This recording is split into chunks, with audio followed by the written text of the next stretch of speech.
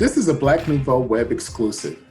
For 37 years, Milwaukee and Atlanta have paid tribute to the late Dr. Martin Luther King Jr.'s memory of activism in the civil rights movement. The national holiday honors his work to make America live up to his creed that all men are created equal.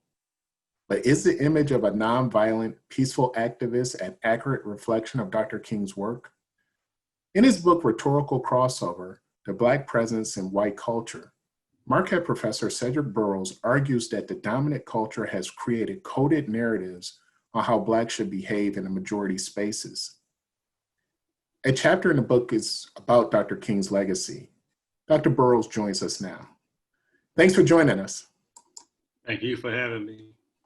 You describe King as radical, although he's mostly known for his nonviolent stance. Explain the radical King. I would say all of King's career was radical, and I think also it's important to put him in the context of that time period. So even when he told people about how he used nonviolent resistance, I think that was a radical thing, especially for his audience, because we have to remember that at the time that he was speaking to African Americans, especially in the South, and from the South, that these were people who came from rural areas, they had weapons and they used it for self-defense at times and for various other things. So to tell them to be part of a movement to be nonviolent, that was a very radical thing for that time period. And it was also a case where it was telling people that honor surfing is redemptive. So he was able to combine the elements of the Black Southern church tradition, Christian tradition, with that of Gandhian nonviolence to create a movement that I thought that it's a very radical thing to do. And also to layer also within not only having the segregation integration, but also as well to critique the system itself that produced inequity. So for example, how not only we have racism, but how does racism affect, for example, the health quality of people? How does it affect the economic outlook of people as well? So weaving all that together, that it was a very radical philosophy, and that as time went on, that it began to become more overt about the economic inequities in society. So I would say King's career altogether was very radical. And the fact that he was willing to face going into a Southern jail, knowing what happened to Black people when they went into those Southern jails, that was also very radical as well, to face going into a prison as well. So I think his whole career was a radical movement. On January 18th, he would have turned 92. What is the most, what don't we know about the Southern Baptist minister? What we don't know? Yeah. Oh, that especially toward the end of his life, that he had some stinking indictments against the United States, that before he was assassinated, his sermon that he was going to preach was why America is going to hell, that he was very critical of the social structure at that time. And that even though we talk about him being somebody who would advocate for integration, he said we didn't want to be integrated into the system. And that at one point where he did write that said sometimes it was good to have temporary separation before integration, because when he saw what some of the effects of integration, he didn't like it. So for example, when he talked about in his book, Where Do We Go From Here, where he and his wife went to a program at his daughter's school, and it was supposed to be integrated school, but it was singing Dixie. So then it led to the questions that what exactly really is integration, that this idea is that you're not just there, but you actually have a say, you can fully participate within the institution itself. So say not to just be integrated in the system, but to actually change the system to have some more involvement in it. So some people have tried to pit the philosophies of Malcolm X against the philosophies of King. Were they radically different or more in line of the same?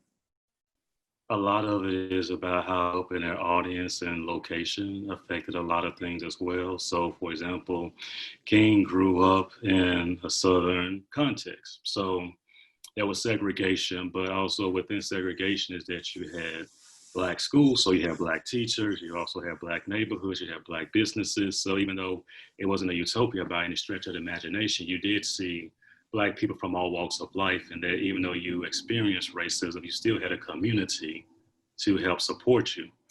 And so Malcolm X grew up in a northern environment in the Midwest where in his environment, he probably didn't have that community because he grew up in like Mason, Michigan, small towns. And so it was, he didn't see that variety. And then he goes to Boston, then another form of stratification with the society as well.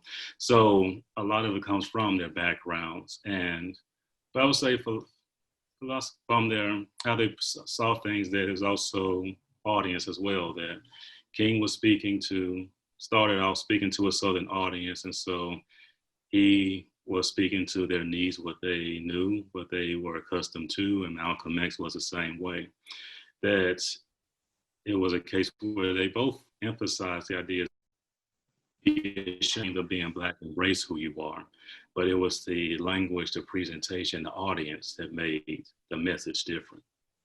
Can you share some insights from the chapter in your book dedicated to King?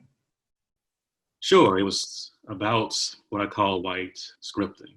So in this case, what happens is that you reframe African-American conversations, discourse, and fits into a white discourse. And so what I did was I examined composition textbooks that are used for first-year writing in college. And what I looked at was the biographical headnotes, what's emphasized, what's not in the biography, the text, what text to use, and what discussion questions that you usually find Birmingham Jail and I Have a Dream as one of his most anthologized works.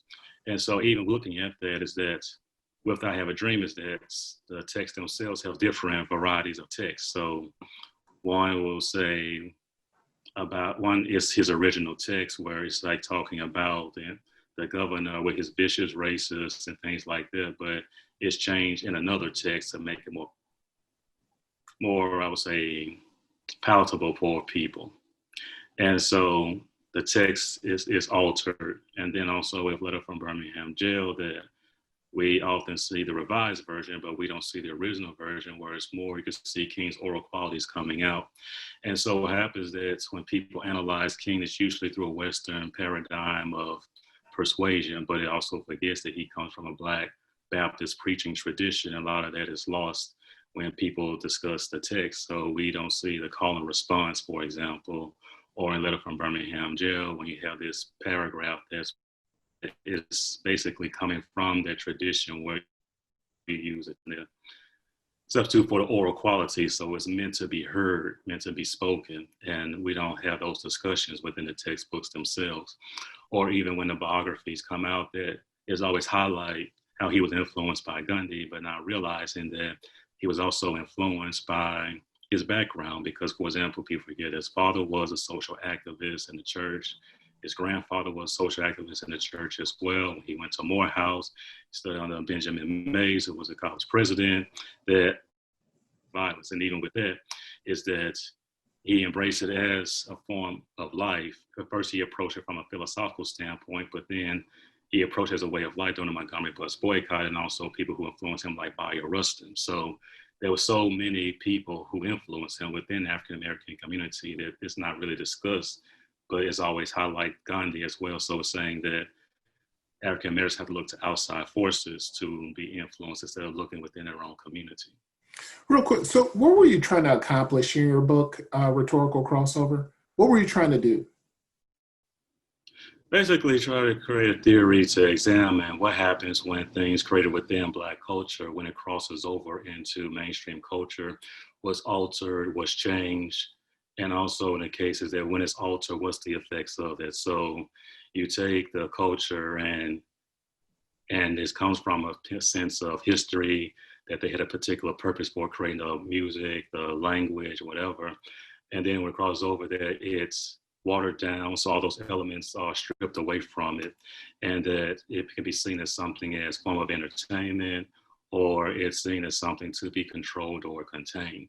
So an example I would look at is like with Black Lives Matter, that the hashtag that was used after the George Zimmerman verdict, and that it was a hashtag I love you, hashtag Black Lives Matter, and it was given to African Americans.